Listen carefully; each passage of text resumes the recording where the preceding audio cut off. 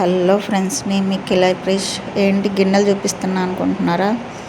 ఏం చేస్తాం friends, holiday అని టిఫిన్ వేసా, ఆ గిన్నెలు పడ్డాయి. ఆ గిన్నెలన్నీ క్లీన్ చేసేసుకొని ఇంకా బట్టలు అయితే ఉతకడం స్టార్ట్ చేసా. గిన్నెలు అయిపోయిన తర్వాత బట్టలు కూడా ఉతికి ఆరేసానండి. హాలిడే వస్తే ఇక వర్క్ కొంచెం లేట్ అవుతుంది, టిఫిన్ అది ఇది అని చెప్పేసి ఇక వంట చేసుకోవడానికి కూడా లేట్ అవుద్ది.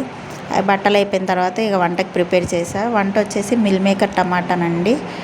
అవన్నీ ప్రిపేర్ చేసుకుంటున్నాను అనమాట. మిల్ మేకర్ వచ్చేసి నేను హాట్ వాటర్లో వేసుకుంటా, ఉడకపెట్టాను. మిల్ మేకర్ని హాట్ వాటర్లో వేసి ఉప్పు పసుపు వేసి నానబెడతా కాసేపు. అవే కొంచెం నానిపోతే ఈలోపే స్టవ్ మీద ప్యాన్ పెట్టేసుకొని ఉల్లిపాయలు కూడా కట్ చేసుకుని ఉల్లిపాయలు పోసేలోపు ఆయిల్ కూడా వేడెక్కిద్ది. ఇక ఉల్లిపాయ పచ్చిమిర్చికాయ కూడా వేసేసి అల్లం వెల్లిపాయ పేస్ట్ వేసేసుకుంటాను. నేను ప్రతి కూరలో అల్లం వెల్లిపాయ పేస్ట్ అయితే కంపల్సరీ వేస్తానండి, నాకు అలవాటు అయిపోయింది.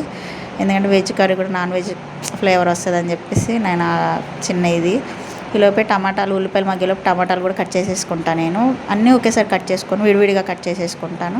అవి మగ్గుతూనే ఉంటే నేను కట్ చేసుకుంటా. కొంచెం మంది ఫాస్ట్ కటింగ్ అనమాట, ఫాస్ట్గా కట్ చేసేసుకుంటా. వ్యూస్ అయితే వస్తున్నాయి కానీ సబ్స్క్రైబ్ అయితే చేయట్లేదు. ప్లీజ్ నా ఛానల్ని సబ్స్క్రైబ్ చేసి నన్ను సపోర్ట్ చేయండి ఫ్రెండ్స్, ప్లీజ్ ఫ్రెండ్స్. ఈలోపే ఉల్లిపాయలు మగ్గాయా లేదా అని చెప్పేసి మళ్ళీ ఒకసారి మూత ఓపెన్ చేసి చూశాను. ఉల్లిపాయలు మగ్గలేదండి. ఉల్లిపాయలు ఎందుకంటే చిన్నగా కొంచెం సిమ్లో పెట్టుకుంటా కాబట్టి మాడకుండా చేసేసుకుంటా నేను. ఉల్లిపాయలు మగ్గలే, సర్లే అని చెప్పి 2 minutes ఉంచి ఓపెన్ చేసాను. మళ్ళీ ఉల్లిపాయలు కూడా మగ్గిపోయినాయి. మగ్గిపోయిన తర్వాత ఏం చేశానంటే ఇక టమాటాలు కూడా అయిపోయింది కట్ చేసుకోవడం. టమాటాలు వేసేసి ఇంతకుముందు చెప్పినట్టే ఉప్పు పసుపు వేసేసుకున్నాను, ఎందుకంటే తొందరగా మగ్గుతాయి అనమాట. అలా మగ్గిపోతే అలా మగ్గిన తర్వాత ఏంటంటే ఈలోపు మిల్ మేకర్ కూడా నానిపోయినాయండి. నానిపోయేసరికి టమాటాలు వేసేసుకొని మిల్ మేకర్ కూడా మూత పెట్టేసుకున్నాను ఒక 5 నిమిషాలు. 5 నిమిషాలు మూత పెట్టుకొని ఓపెన్ చేసి చూస్తానండి, అలా వచ్చింది నీరుగా. ఈలోపే కొంచెం కారం ధనియాల పొడి కూడా వేసుకొని మళ్ళీ మూత పెట్టుకొని ఓపెన్ చేసి చూస్తానండి, మొత్తం దగ్గరగా వచ్చేసిద్ది కర్రీ అంతా.